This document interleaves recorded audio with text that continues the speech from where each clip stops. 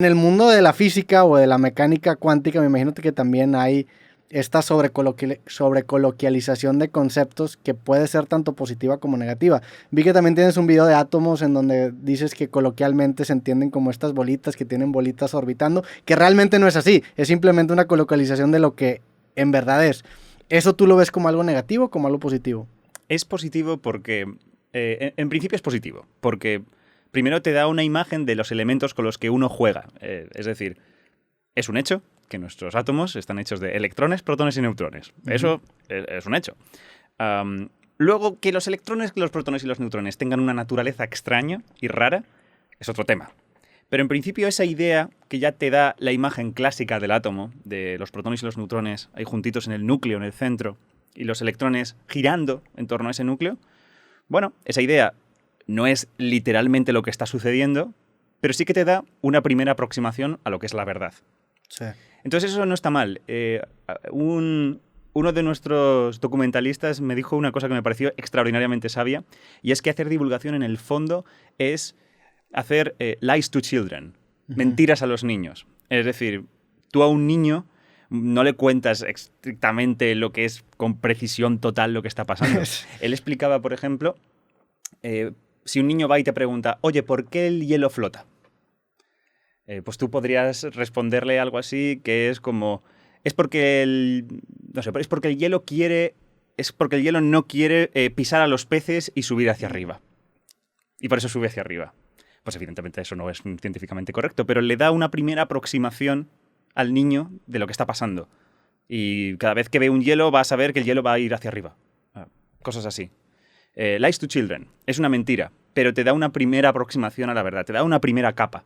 Luego podemos seguir profundizando y dar más capas. Como en este caso de los átomos, decir, vale, es que los átomos realmente son cuánticos. Y las reglas cuánticas te llevan a que los electrones no estén realmente en ningún lugar. Pero es una primera aproximación. Y eso para mí es valioso. El mundo cuántico, digo, te platico un poco mi contexto, mi experiencia en temas físicos. Son 6 horas de conversación con tu amigo Javier Santaolalla y algunos videos de Carl Sagan o Neil deGrasse Tyson. Pero te pregunto, ¿la mecánica cuántica empieza cuando se rompe el átomo, cuando se rompen los electrones? O sea, cuando los divides en partículas todavía más pequeñas, ¿o en dónde empieza el mundo cuántico? Esta es una buena pregunta porque la historia de la mecánica cuántica, de cómo se llega a ella, es muy compleja. Muy compleja. Mientras que, por ejemplo, la relatividad, la idea de que el espacio y el tiempo son flexibles, de algún modo, es una historia bastante más lineal, en el que comienza con una persona que es un genio y ocurren cosas, ya está así de fácil. La mecánica cuántica es una especie de historia coral, en el que decenas de científicos, Einstein incluido, la fueron confeccionando poco a poco y además viniendo desde caminos diferentes. Desde lugares muy diferentes de la física, todos convergen en la misma idea. La más antigua de todas, que podríamos decir como que es la primera de la que surge la cuántica, es la idea de que la gente no entiende cómo se calienta el aire. O sea, yo diría que esa es la más antigua. Es un poco complejo, es un poco técnico de explicar, pero la idea es que los científicos no entienden del todo cuando tienen moléculas y empiezan a pensar en el aire como moléculas, que es una cosa más o menos reciente. Eso, por ejemplo, en 1900, por ejemplo, había físicos que no se creían que existieran las moléculas. Las moléculas existen desde hace 100 años o así. Pues cuando empiezan a estudiar cómo esas moléculas pueden formar el aire y cómo el aire puede calentarse o enfriarse, se dan cuenta que los cálculos siempre van mal. Como que no son capaces de predecir bien cómo un montón de aire va a calentarse. Y la clave estaba en que no estaban teniendo en cuenta que las moléculas cuando giran solo pueden girar de formas muy concretas. Como que giran a saltos, por así decirlo. Giran de forma cuántica. Como que por así decirlo, las velocidades de giro de esas moléculas son unas muy concretas. No puedes como girar a una especie de velocidad intermedia. O vas a 10, o vas a 20, o vas a 30. No vas a 15. Está prohibido ir a 15. Y ese fue uno de los primeros problemas que... ¿Pero como algo absoluto o como algo que en la mayoría de los casos se cumple? En todos los casos. Todos los casos. O sea, solamente puede tener ciertos valores. Sí, solo pueden tener ciertos valores. Es un poco lo mismo con los electrones. Los electrones, digamos que solo tienen, muy entre comillas, unas ciertas órbitas en las que pueden vibrar, en las que pueden girar. Si tienes una órbita, yo qué sé, que tiene un radio de 3 y hay otra de 6, no puede existir una de 4. Okay. 3 o 6, no hay intermedios. Eso, de ahí proviene un poco el nombre de cuántico, de quanti, por así decirlo, como que hay paquetes, como que hay golpes. Ese golpe de 3 y ese golpe de 6, pero no hay golpe de 5. Okay. Vas a saltos. Y un poco ese es el origen. Es muy interesante la historia porque puedes ver como muchos físicos como que tantean un poco cuál es la solución, pero todos no están del todo seguros, porque decir públicamente o poner en un artículo que, oye, que es que estas moléculas están yendo como a saltos, básicamente era contradecir al señor Newton. Entonces, al mayor físico de toda la historia, fundador básicamente de la física, vas tú y le vas a decir... Pero específicamente, ¿en qué contradecía Newton? Sí, porque en principio tú, sobre todo las moléculas que simplemente vibran, como que no tienen... No hay algo que realmente les impida... No hay nada que impida. ¿Por qué iba una molécula no a vibrar a, yo qué sé, 4 giros al segundo? Vamos a pensarlo así. ¿Por qué no? Pues no había ninguna razón, pero la única solución posible de esos experimentos es que no podía. O vas a 3 o vas a 5, no vas a 4. Pero Newton decía en algún lugar que pudiera agarrar cualquier valor. Más o menos. Okay. Tiene que ver esto con unos resultados que se llama el teorema de equipartición de la energía. Okay. Que básicamente te dice que la energía se reparte igual en todos los grados de libertad de un sistema, bla, bla, bla. Y ese teorema básicamente te impedía dar esta solución. Es un poco más complicado porque tiene que ver que la molécula tiene muchas formas de moverse. Y, oye, ¿y por qué la molécula solo va a coger la energía de 3 y no va a coger la energía de 4? O sea, ¿qué le está impidiendo coger la energía de 4? ¿Por qué solo la de 3? Pues era como que no se estaba repartiendo bien la energía. Esto contradecía a Newton y nadie se atrevía a decirlo. Luego, muy posteriormente, ya se vio que, pues mira, esto era la solución. ¿Y eso qué implicación tiene? O sea, la implicación es que se acaba volviendo la molécula o la partícula elemental, o sea, eso implica, al ser indivisible o al solamente tener un valor, implica algo así. O sea, yo lo relaciono con el tema, por ejemplo, de los píxeles y una imagen, ¿no? El hecho de que te acercas tanto que te das cuenta que ya la imagen no es fluida y ves estos pequeños cuadritos. ¿Es algo así? O sea, ¿estás descubriendo la unidad mínima que puede llegar a tener o qué implicación tiene? Estás encontrando que hay, en este sistema concreto que es una molécula que gira, que sí, que hay como saltos indivisibles que no puedes romper, como tú has dicho, como el píxel. En esencia, tampoco es un descubrimiento trascendente que te vuela la cabeza, porque hay sistemas que no son cuánticos, que también les pasa lo mismo, que solo tienen unas maneras concretas de vibrar. Por ejemplo, una cuerda de una guitarra.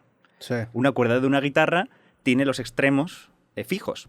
Eso quiere decir que, si lo piensas, solo hay unas maneras muy concretas en las que la cuerda de la guitarra puede vibrar, que es como que la cuerda se vibre, ¿sabes? Como que se combe por la mitad y suba y baja. Sí, una onda sinodal, sí. ¿no? Sí, una que sea sinodal, ¿no? Como que tenga 2 de estos vientres y luego 3 y 4. Pero si te das cuenta, no hay un estado intermedio entre tienes un solo vientre, tienes un solo de estas curvaturas o tienes 2. O sea, no hay un estado intermedio. No puedes tener como... Porque tienes los extremos atados. Sí. Es decir, así que ahí te pasa más o menos lo mismo. Que tienes como maneras de vibrar muy concretas. Y no existe o 3 o 5, no 4. Sí, o sea, acaban siendo números pares en ese caso, ¿no? En este caso, sí. La música o las notas en general tienen que ver con esta simetría. O sea, una octava es una onda de cierta longitud y luego si la partes a la mitad creo que es la siguiente octava. O sea, tiene que ver esa relación con cómo construimos incluso la música, ¿no? Tiene que ver con la armonía, efectivamente, sí. con lo que son los armónicos. Sí, ahí está gran parte de por qué la música es la que es, porque hay cosas que no suenan bien, porque hay cosas que no suenan mal. Sí, claro, y luego las relaciones que hay entre las escalas, como la, que es la relativa de do, por ejemplo, que tiene que ver con puras conexiones que son matemáticas, a fin de cuentas están respaldadas por números. En parte, es cierto que eso ya tiene que ver con la tradición occidental musical. En otras tradiciones musicales, por ejemplo, las africanas, ¿no? Es otra movida, es otra cosa. Sí, las escalas dóricas y las otras escalas que hay que tienen relaciones distintas. Pero pues a fin de cuentas si hay una simetría, por ejemplo, un acorde mayor que te hace... La interpretación sí entiendo que es algo cultural, que se le asocia... Bueno, no sé, es un gran debate. O sea, ¿el acorde mayor por naturaleza te debería hacer sentir feliz o es algo cultural? Claro. ¿Quién sabe? No sé. Claro. Creo que hay un canal de YouTube Ay, hay un español muy bueno, Jaime Altozano es buenísimo. El bueno de Jaime esto lo cuenta, pero creo que hay un youtuber estadounidense que lo explica esto como mucho más sobre estas cuestiones culturales y hasta qué puntos algunas son pues intrínsecas nuestras, biológicas, o realmente son todo puramente cultural. Un hecho, por ejemplo, es que la gente que escucha blues, es que la gente que escucha jazz, pues sí, más o menos la cosa se rige por estas reglas tradicionales, pero muchas veces hay desviaciones. Y esas desviaciones son como spicy, ¿no? Por así decirlo, como si añadieras algo que no pertenece ahí, pero es bonito y es bueno. La disonancia, ¿no? Entonces, en el fondo sí que tiene que haber un componente cultural bastante alto. Pero me estabas explicando el surgimiento de la mecánica cuántica. Sí. Hablábamos de este descubrimiento de que se dieron cuenta que había partículas que solamente podían tener ciertos valores. ¿Qué implicación tuvo esto después? Sí. Donde realmente estas ideas de discretización, ¿no? de cuantización, ¿no? De que de repente cosas que tú no pensabas que podían ir a saltos, iban a saltos. El más famoso de todos fue otro experimento que se llamaba el cuerpo negro. El cuerpo negro es simplemente la idea de que cuando algo está caliente, brilla. Por cierto, si quieres googlear algo, que tenemos el recurso. Sin problemas. Bueno, si necesitas si necesito alguna imagen, luego te lo comento. Pero la idea es eso. Si algo brilla, si algo está caliente, brilla. Podemos pensar en un ascua en el fuego, podemos pensar en el filamento de una bombilla incandescente. Si estás caliente, brillas. Sí. Esto se empezó a interesar mucho la gente con esto a finales del siglo XIX, sencillamente porque el alumbrado público con bombillas estaba empezando a estandarizarse. Y con gases incandescentes y todo eso. Entonces, había un interés técnico en entender mucho mejor cómo sucedía esto de que y por qué algo caliente iba a vibrar. La relación del brillo con la temperatura. Claro, ¿esto cómo funciona? ¿No? ¿Por qué sucede esto? Y básicamente había una especie de super problema relativo a esto. Y es que cuando la gente calculaba, una vez más, son los cálculos los que es el problema. Intentas hacer predicciones y no salen bien. Cuando la gente calculaba qué debía pasar, o sea, tú tenías básicamente un cuerpo que lo calentabas bastante y veías qué luz tenía que emitir ese cuerpo caliente. Lo que la teoría predecía es que no tenía que salir, pues yo qué sé, un color rojizo o un color naranja, sino que tenía que salir básicamente luz de lo que ellos llamaban ultravioletas. Los ultravioletas suyos son realmente rayos gamma. Es decir, básicamente esos cuerpos tenían que emitir, según las predicciones, una especie de rayo de la muerte que te mata. Eso era la predicción. Claro, se llamaba la catástrofe ultravioleta, en este sentido de que te emite radiación que está más allá del violeta, es decir, rayos gamma, es decir, radiación de la muerte. Y eso era un gran problema, porque no se sabía cómo arreglarlo. Porque, una vez más, intentar meter una solución era contradecir a Newton. Nadie quería contradecir a Newton. O contradecir las leyes del electromagnetismo, que estaban como súper establecidas. Como que todos los experimentos iban perfecto con ellas. Y la solución la dio un señor que se llamaba Max Planck. Tiene una constante ese vato, ¿no? Exactamente. Intentó como pensar al contrario. Que es... Vale, a ver, está pasando este fenómeno, ¿qué es lo que tendríamos que hacer para que salieran las cosas bien? Y lo que él básicamente descubrió es que de algún modo el cuerpo negro, este objeto, una vez más, los saltos. Lo que pasaba es que no podía emitir este rayo de la muerte porque emitir ese rayo de la muerte le hubiera costado mucha energía. Y por lo tanto tenía que emitir a menor frecuencia, es decir, ya en el visible, porque eso era consistente con la energía. Esto en su momento era raro, era muy extraño, porque en esta época no hay una conexión entre energía y frecuencia. Es decir, si lo piensas así, dar un do en una guitarra cuesta la misma energía que dar un si. Dar una frecuencia grave en una cuerda no tiene una diferencia energética de tocar un sí. ¿Realmente? A lo mejor un poco sí, porque el grosor de la cuerda es un poquito más... Pero si te imaginas que la cuerda es más grave, no porque la cuerda sea más gorda, sino porque es más larga, ¿no? Como en los sitares, creo que... Bueno, hay instrumentos de cuerda que son así. Si te das cuenta es que no hay una diferencia energética muy apreciable. Sí, claro. No muy grande. Entonces, esta conexión entre lo agudo y lo energético no estaba. Sencillamente, pues la frecuencia va por su lado y la energía que cuesta excitar esa frecuencia aguda, grave, lo que sea, era otra cosa. Entonces, Max Planck lo que se da cuenta es que de algún modo el cuerpo negro está haciendo lo contrario. Si quieres emitir luz de mucha frecuencia, ultravioletas, pagas mucha energía. Y si quieres emitir de baja frecuencia, pues eso te sale casi de gratis. Entonces, la solución del problema era básicamente que es que el cuerpo negro no podía... Tenía que pagar un precio demasiado alto para emitir ese rayo. Y tenían que emitir simplemente, pues tenía que gastar energías muy bajas para eso. Por ejemplo, esa relación entre energía y frecuencia... Justo te iba a preguntar, eso después lo acabó haciendo una fórmula para poder justificar que el costo de emitir una onda así implicaría... Es una ecuación muy sencilla, es una de las más sencillas de la física y de las más importantes, que es básicamente que E, la energía, es igual a la frecuencia, ¿no? Como que están relacionadas, y se multiplica por una especie de factor de conversión, que es lo que te dice que, mira, pues si tienes esta frecuencia, pagas este precio en energía. Casi como si fuera una transacción de euros a dólares, ¿no? Esa conversión. Ese factor de conversión es lo que se llama constante de Planck. Yeah. Es súper importante esta constante en mecánica cuántica, porque es el número que te indica básicamente el tamaño en el que la cuántica se manifiesta. ¿El tamaño en el que la cuántica se manifiesta en los fenómenos del día a día? Sí, es decir, si la constante de Planck valiera 0, entonces no habría cuántica. Y todo ¿Cuál es la constante de Planck? Vale, a ver... Sí. Digo, la podemos googlear. Va a ser más fácil, pero es como 6 por 10 elevado a menos 34. Ok, y esa constante de Planck... A ver. Joder, qué mala memoria con esto. Menos 34. 6 es esto, 6 por 10 a la menos 34 julios por segundo. Wow, increíble numerito. Y eso... Traducido a lo que acabas de decir en el peso que tiene la cuántica en los fenómenos diarios, ¿qué sería? O sea, ¿se puede traducir en algún porcentaje? ¿Se puede traducir en qué? Si ese número fuera 0, no habría cuántica. Me imagino... Pero si fuera más alto, okay, eso quiere decir que esas transacciones entre frecuencia y energía son mucho más grandes. Es decir, que tú realmente cambias un poco la frecuencia de las cosas y tienen costes energéticos demasiado altos. Y eso sí que se traduciría en el mundo real en... Pues eso, estos niveles de ni 3 ni 5, 4, pues cada vez son, por así decirlo, más grandes.